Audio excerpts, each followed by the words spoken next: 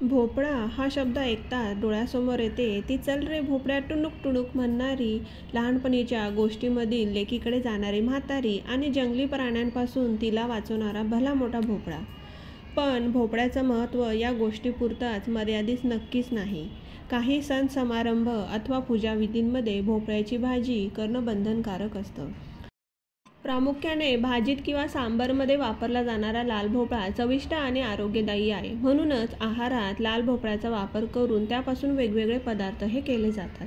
भोपळ्यामध्ये अत्यंत कमी प्रमाणात कॅलरीज असतात. सोबतच त्यात फायबर असल्याने शरीरात फॅट्स न वाढता भुकेवर नियंत्रण राहते.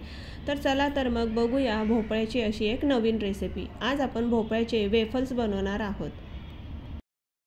त्यासाठी भोपळ्याचं मागचं जे साल आहे ते आपल्याला काढून घ्यायचं आहे. त्यानंतर भोपळ्याचे बारीक पीस आपल्याला करून घ्यायचे आहे आणि एका पातेल्यात गरम पाणी ठेवून त्यामध्ये ते उकळून घ्यायचे आहे शिजेपर्यंत. दुसरीकडे एका भांड्यामध्ये इथं मी नागलीचं पीठ घेतलं आहे. तर 2 चमचे नागलीचं पीठ मी इकडे हे वापरलेलं आहे.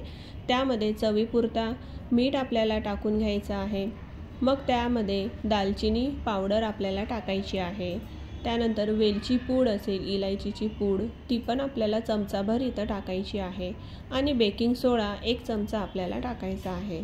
मग जो भोपळा आपला शिजलेला होता तो भोपळा आपल्याला मिक्सरमधून हा बारीक करून घ्यायचा आहे. थोडीशी कोको पावडर पण आपल्याला टाकायची आहे. आता जो भोपळा आपला शिजला होता तो मिक्सरच्या बाउलमध्ये आपल्याला टाकायचा आहे आणि त्यानंतर खजुराच्या बिया आपल्याला काढून घ्यायच्या आहेत आणि ते पण आपल्याला बारीक मिश्रण हे मिक्सरमधून करून घ्यायचं आहे.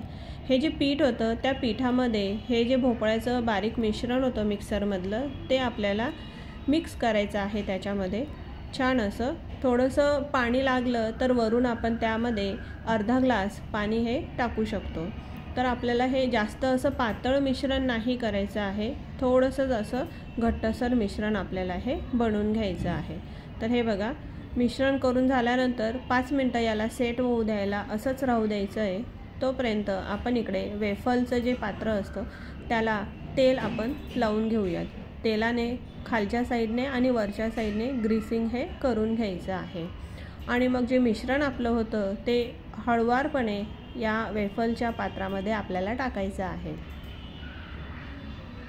2 चमचे मी इथं मिश्रण टाकले, त्याला थोडं स्प्रेड केलं आहे आणि वरून मग वेफलचं पात्र हे बंद केलं आहे.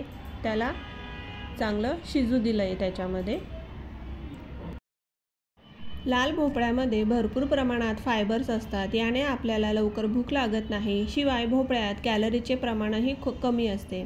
यामुळे आपल्या शरीरामध्ये योग्य ते पोषण मिळते. शरीरात फॅट्स वाढत नाही. जर आपल्याला वजन कमी करायचं असेल किंवा आपलं वजन नियंत्रणामध्ये ठेवायचं असेल तर आपल्या आहारामध्ये भोपळा हा असायलाच हवा.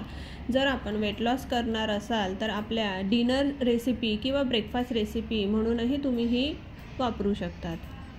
तर या पद्धतीने आपले हे वेफर्स तयार झाले. यावरती मी थोडंसं पीनट बटर हे लावलं आहे आणि असे हे हेल्दी ब्रेकफास्ट म्हणून तुम्ही खाऊ शकतात किंवा रात्रीचं डिनर म्हणूनही तुम्ही हे वेफल्सचे पंपकिनचे खाऊ शकतात.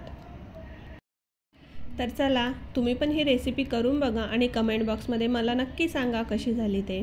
तर भेटूया अशा नवीन एका हेल्दी रेसिपीसोबत. तोपर्यंत तुम्हा सगळ्यांना टाटा बाय बाय. हा व्हिडिओ आवडला असेल तर लाईक शेअर कमेंट नक्की करा. पहिल्यांदा चॅनलला व्हिजिट केली असेल तर चॅनलला सबस्क्राईब नक्की करा.